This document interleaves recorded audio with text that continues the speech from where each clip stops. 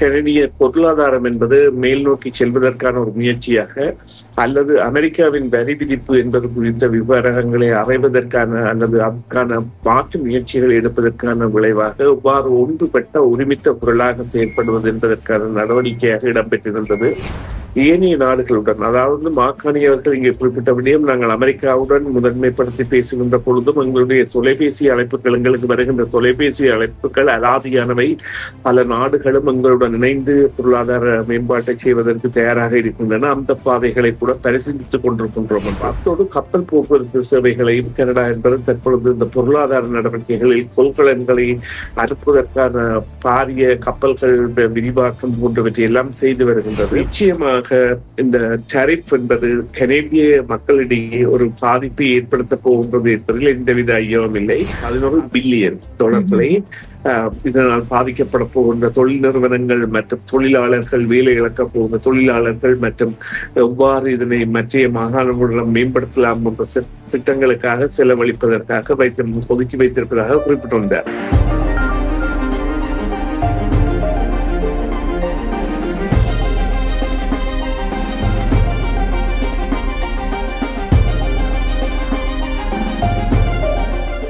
வணக்கம் நேயர்களே, மீண்டும் மற்றும் ஒரு செய்தியின் திரண்டி நிகழ்ச்சியில் உங்கள் அனைவரையும் சந்திப்பதில் மிக்க மகிழ்ச்சி அடைகின்றோம். இன்றைய தினம் பேச போகின்றோம் என்னவென்றால், ஹன்ட்ஸ்வில்லில் நடைபெற்ற மாகாண மற்றும் பிராந்திய பிரதமர்களை பிரதமர் மாக்காணி சந்தித்திருக்கின்றார். அதை பற்றி பேச போகின்றோம். தகவல்களை கேட்டறிவதற்காக சுரேஷ் சர்மாவை இணைத்துக் கொள்ள போகின்றோம். வணக்கம் சுரேஷ் சர்மா. வணக்கம் சுதர்ஷினி. வணக்கம் நேயர்களே. ஆமாம், மீண்டும் வரவேற்கின்றோம் உங்களை நிகழ்ச்சிகளுக்கு. ஒன்டாரியோவின் ஹன்ட்ஸ்வில்லில் மாகாண மற்றும் பிராந்திய பிரதமர்களை பிரதமர் மாக்காணி சந்தித்திருக்கின்றார். அதுல அவர் பேசி இருக்கின்றார். பல முடிவுகளும் கூட எடுக்கப்பட்டிருக்கிறது. அமெரிக்காவுடனான வர்த்தக பேச்சுவார்த்தைகள் குறித்து பேசி இருக்கின்றார். அதை பிரதமர்களுக்கு தெளிவுபடுத்தி இருக்கின்றார். மற்றும் சிறந்த ஒப்பந்தங்கள் கனேடியர்களுக்காக அரசு தொடர்ந்தும் அதில் கவனம் செலுத்தும் அப்படி சொல்லியும் சொல்லியிருக்கின்றார். மேலும் பல முடிவுகள் எடுக்கப்பட்டிருக்கின்றன. இந்த முடிவுகள் கனேடிய பொருளாதாரத்தில் எவ்வாறான மாற்றத்தை கொண்டு வரும் அப்படி சொல்லி யோசிக்கின்றீர்கள்? நிச்சயமாக இது கனடிய பொருளாதாரம் என்பது மேல் நோக்கி செல்வதற்கான ஒரு முயற்சியாக அல்லது அமெரிக்காவின் வரி விதிப்பு என்பது குறித்த விவரங்களை அறைவதற்கான அல்லது அதற்கான மாற்று முயற்சிகள் எடுப்பதற்கான விளைவாக இவ்வாறு ஒன்றுபட்ட ஒருமித்த பொருளாக செயல்படுவது என்பதற்கான நடவடிக்கையாக இடம்பெற்றிருந்தது. இதன் பொழுது இடம்பெற்ற இந்த நிகழ்வுகள் என்பன மிகவும் ஆரோக்கியமானவையாகவும் முதல்வர்கள் அனைவருமே பிரதமர் அவர்களின் தலைமையை ஏற்பதாகவும் அவருடைய வழிநடத்தலுக்கு அல்லது அவருடைய செய்கைகளுக்கு ஆதரவு வழங்குவதாகவும் அதே நேரம் சில எச்சரிக்கைகளை கூட, அதாவது பிரதமர் தான் இதற்கான பொறுப்பாளியாக இருக்க வேண்டும் என்ற எச்சரிக்கைகளை விடுப்பதாக அமைந்திருந்த பொழுதும் இது பூர்வீக மக்கள் மற்றும் முதல்வர்களிடையேயான பலதரப்பட்ட சந்திப்புகளாக சாஸ்கச்சுவான் மாகாணத்தில் கடந்த மாதம் ஆரம்பிக்கப்பட்டு 2வது முறையாக இடம்பெற்ற பொழுதும் இப்பொழுது ஒன்டாரியோவில் இது இடம்பெற்றிருப்பது முக்கியத்துவம் பெற்றிருக்கின்றது.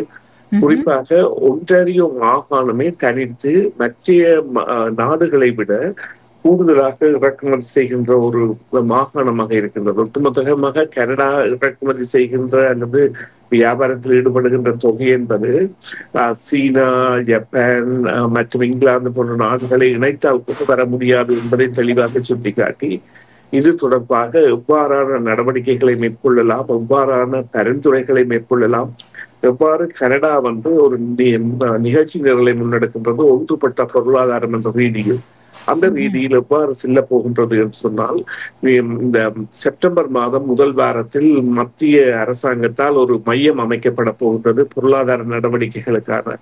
அது அனைத்து மாகாணங்களையும் இணைத்ததாகவும் அதே நேரம் கனேடிய பொருளாதாரம் என்பது கனேடியர்களிடையே சுற்று பரிவர்த்தனை அடைவதற்கான முயற்சியாகவும் பல நடவடிக்கைகள் எடுக்கப்படுகின்றன. அத்தோடு ஏனைய நாடுகளுடன், அதாவது மாக்காணியவர்கள் இங்கே குறிப்பிட்ட விடயம், நாங்கள் அமெரிக்காவுடன் முதன்மைப்படுத்தி பேசுகின்ற பொழுதும் எங்களுடைய தொலைபேசி அழைப்புகள், எங்களுக்கு வருகின்ற தொலைபேசி அழைப்புகள் அலாதியானவை. பல நாடுகளும் எங்களுடன் இணைந்து பொருளாதார மேம்பாட்டை செய்வதற்கு தயாராக இருக்கின்றன. அந்த பாதைகளை கூட பரிசீலித்துக் கொண்டிருக்கின்றோம் என்று. அத்தோடு கப்பல் போக்குவரத்து சேவைகளையும் கனடா என்பது தற்பொழுது இந்த பொருளாதார நடவடிக்கைகளில் கொள்கலன்களை அனுப்புவதற்கான பாரிய கப்பல்கள் விரிவாக்கம் போன்றவற்றை எல்லாம் செய்து வருகின்றது.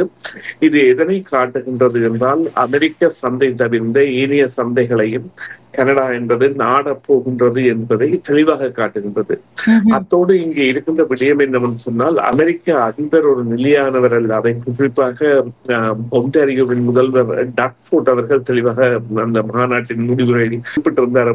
சொன்னால் அமெரிக்க அதிபர் ஒரு தெளிவில்லாத நிலையில் இருப்பதாக, அவர் அந்த தொலைக்காட்சிகளுக்கும் செய்தி ஊடகங்களுக்கும் தகவலை வழங்குகின்ற பொழுது எழுந்தமானமாக தகவல்களை வழங்குவதாகவும், இது ஒரு நிச்சயமாக இந்த பேச்சுவார்த்தை விடயங்களில் ஒரு தளம்பல் நிலையை ஏற்படுத்தும் என்று தெரிவித்திருந்த பொழுதிலும் அந்த மாகாணியவர்கள் தங்களுடைய அமைச்சர்களும் அதிகாரிகளும் எவ்வாறு இந்த பேச்சுவார்த்தையில் இரவு பகலாக அமெரிக்காவுடன் இணைந்து செயற்பட்டு வருகின்றார்கள் முடிவை பெறுவதற்கு இந்த விளக்கங்களை எல்லாம் கொடுத்திருக்கின்றார். நிச்சயமாக இந்த டாரிஃப் என்பது கனேடிய மக்களிடையே ஒரு பாதிப்பை ஏற்படுத்த போகின்றது என்பதில் எந்தவித ஐயமும் இல்லை. அதனை டக் ஃபோர்ட் அவர்கள் குறிப்பிட்ட பொழுது தாங்கள் $11 பில்லியன்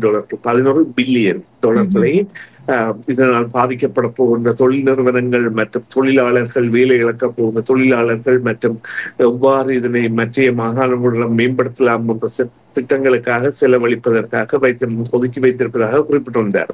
எனவே இந்த தொகை என்பது ஒட்டுமொத்தமாக கனடாவை பார்க்கின்ற பொழுது ஒரு தளம்பல் நிலை பெறாமல் தவிர்க்கின்ற செயற்பாட்டில் இந்த மாகாணியவர்கள் எடுத்துச் செல்வார் என்கிற நம்பிக்கையை வெளியிட்டிருந்தார்கள் பலரும். அதிலும் குறிப்பாக டக் ஃபோர்ட் அவர்கள் அது குறித்து கருத்து தெரிவிக்கையில், மாகாணி ஒரு சிறந்த வர்த்தக முதன்மையாளர் அல்லது வங்கியாளர் என்ற வகையில் தன்னை நிரூபித்தவர்.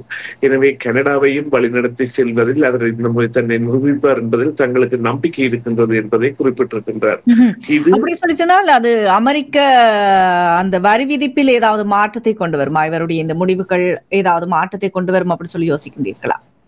இல்லை, சில வேளைகளில் மத்திய நாடுகள் கூட வரிக்கு வரி என்று விதிக்கின்ற பொழுது அல்லது கனடா கூட வரிகளை விதிக்கின்ற பொழுது அமெரிக்கா மேலதிக வரிகளை விதிக்கும் என்கின்ற மிரட்டல் இருக்கின்ற பொழுதும் அவ்வாறான நிலைகள் இருந்தால் கூட கனடா அவ்வாறு துணிந்து செய்யக்கூடிய சந்தர்ப்பங்கள் இருக்கின்றன என சொன்னால் தேவை என்பது அமெரிக்காவிற்கு இருக்கின்றது என்பதை இன்றையளவும் மறைக்க முடியாது.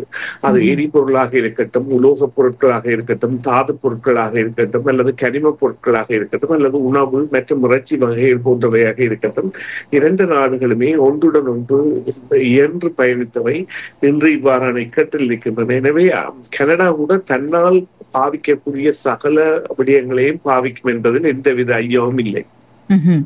சரி, நன்றி சுரேஷ் சர்மா. உங்களுடைய தகவல்களுக்கு கருத்துக்களுக்கு மீண்டும் ஒரு பொழுதில் சந்திப்போம். நன்றி, வணக்கம். நன்றி சுதர்சினி, நன்றி நேயர்களே, மீண்டும் ஒரு பொழுதில் சந்திப்போம். டிவிஐ யூடியூப் சேனலில் இணைந்திருக்கும் நேயர்கள் அனைவருக்கும் எமது நன்றி. எமது காணொலி தொகுப்புகளை தொடர்ந்து நீங்கள் பார்வையிடுவதற்கு கீழிருக்கின்ற பெல் பட்டனை அழுத்துவதனூடாக நோட்டிபிகேஷனில் பல காணொலி தொகுப்புகள் உடனுக்குடன் உங்களை வந்து சேரும். அருகில் இருக்கின்ற முக்கிய காணொலி தொகுப்புகளையும் பார்வையிட தவறாதீர்கள்.